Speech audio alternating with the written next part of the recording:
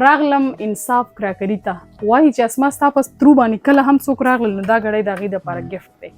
نو وایم چې دوی یو پیکج لګولی دی، په هغې پیکج به راسره خبرې اترې وکړي او هم په دغې ګفټ به راسره خبرې اترې کوي چې آیا زما څومره هم مینوال څومره ویورز راځي هغې ته دغه ګړی ګفټ شوې ده یا ورکول کېږي به یا نه.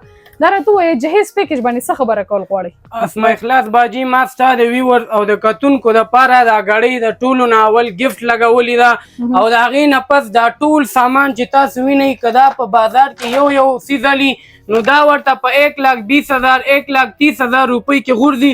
خو موږ د غریبانانو دپاره دا یو سوچ کړی چې دا ټول سامان هم ورته په یو ترتیب راغونډ کړی او په 60,000 روپۍ م ورته لګولې د ټولو نه ور به پکې 72 پیس ډینر سیټ میلاویږي، اتو کسانو والا سیټ به میلاویږي، 15 کاله به ګارنټي وي.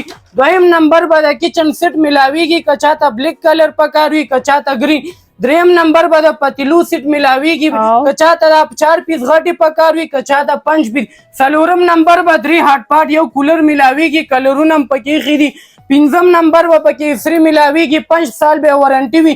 شپږم نمبر به جوسر میلاویږي، دوه به پکې ټیبل لیمپي یو ډسبین ټشو باکس میلاویږي، چمچ وړوکی سیټ چمچ غټ سیټ دواړه جوړه به میلاویږي، پمپ والا غټ ترماز وړوکی دواړه به میلاویږي او دا قرآن بکس به دا به ورته پکې ګفټ میلاویږي او یو به پکې د پیرنۍ سیټ میلاویږي که چاته پلاستیک پکار وي که چاته شیشه.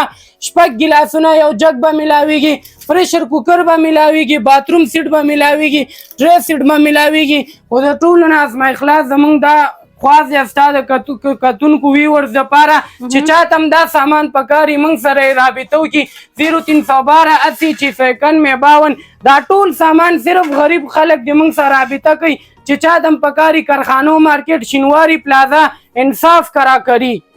ډیره زیاته مننه کومه، خوشحاله اوسئ او آباد اوسئ. په دې ګفټ کې ورسره خبره ونه کړئ چې دا به حقیقت کې ورکوي، دا به انشاءالله حقیقت کې ورکوو. چاته چې ستاسو په ترو موږ ته رالو او سکرین شاټ موږ ته ښیي نو موږ خو تر اوسه په 60,000 کې دا ګفټ نه دی ورکړی، خو دا هم ستا د ویورز او د کتونکو دپاره یو ګفټ ورکو په 60,000 روپۍ. دا په جهیز پیکج کې هم شامله ده او د جهیز پیکج نه علاوه که تاسو چېرته راغلی که نه او تاسو د دې نه دغه د جهیز پیکج واخیستو یا مو سامان ورنه واخیستو نو دا به د هغې سره ګفټ وي.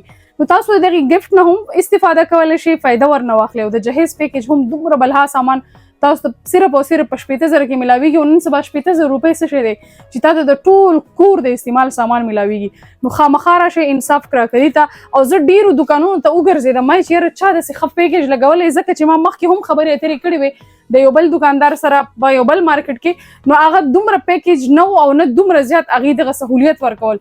نو دلته ډېر زیات سهولت دی، دلته ډېر ښه پیکج لګېدلی دی په انصاف کراکري کې او د اولس لاله سره تاسو رابطه کولی شئ په دغې نمبرونو. نمبر یو ځل بیا هم تاسو ویورز ته شو کوم 0312 80 691 52 کارخانو مارکیټ شینواري پلازا انصاف کراکري.